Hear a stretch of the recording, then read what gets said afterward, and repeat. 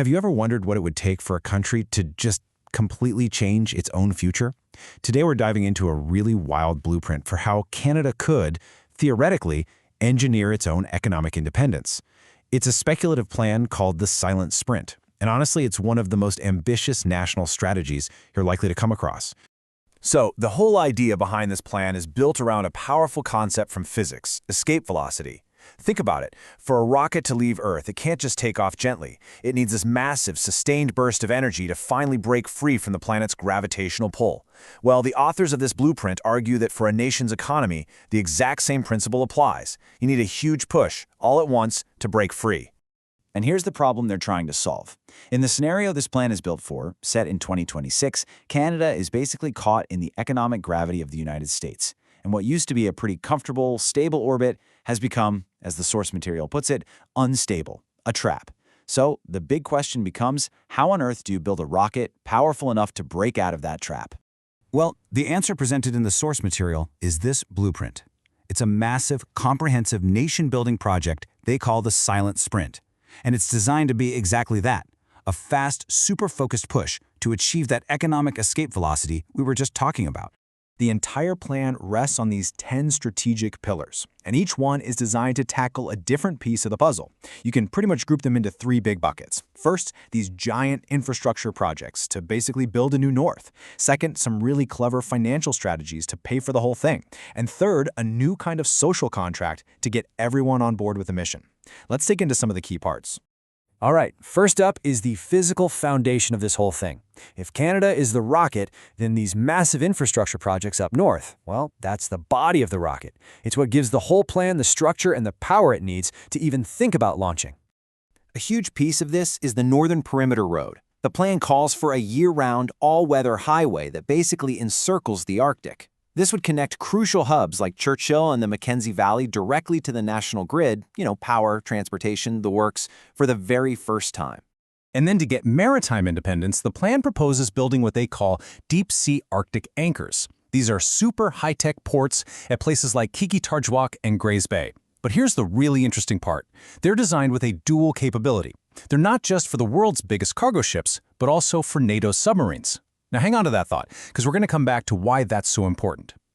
Now, look, you can't just build a new frontier without taking care of the people who are actually doing the building, right? So the plan includes the Northwest Hospital System. We're talking about a whole network of modern, permanent medical hubs all along these new northern routes, providing top-notch care for the thousands of workers and new settlers who'd be moving up there. Okay, so you've got the body of the rocket, but how do you fuel this thing? Well, the engine of the plan is a total shift in economic philosophy. It's about turning the entire country into what the source calls a nation-sized work program. This quote really gets right to the heart of it. This is the no handouts, just work pillar. The core idea is that every single dollar the government spends is an investment in someone's paycheck. It's about full-on industrial mobilization, channeling the nation's wealth directly into the physical construction of the country itself. So where do the workers come from? That's where the 5-year resilience visa comes in. It's a really straightforward bargain. You recruit talented people from around the globe, you bring in unemployed youth, and you offer them high wages and a clear path to citizenship. The trade-off? A 5-year commitment to live in and physically build these new northern communities. Of course, the elephant in the room is money. A project this big costs a fortune.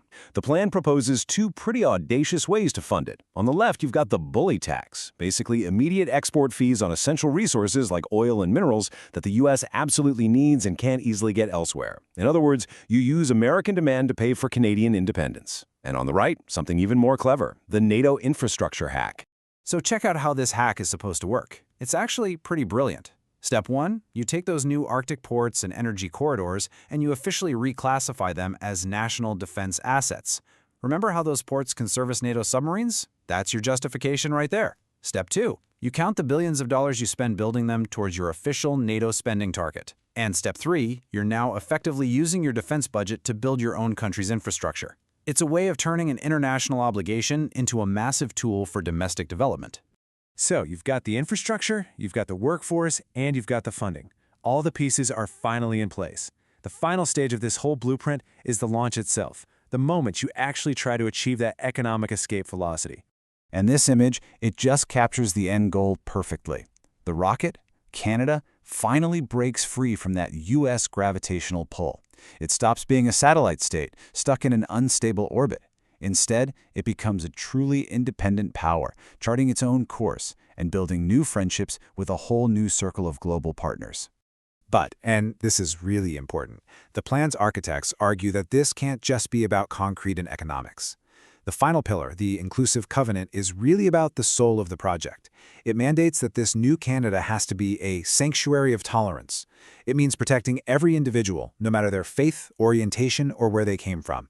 It's about embedding these core social values right into the foundation of the new nation. So when you put it all together, the Silent Sprint is presented as way more than just a list of policies. It's a complete reimagining of what a nation could be. It's ambitious, it's audacious, for sure, and it leaves us with a really fascinating question to think about. What does it actually take for a nation to defy gravity and launch itself on a completely new path?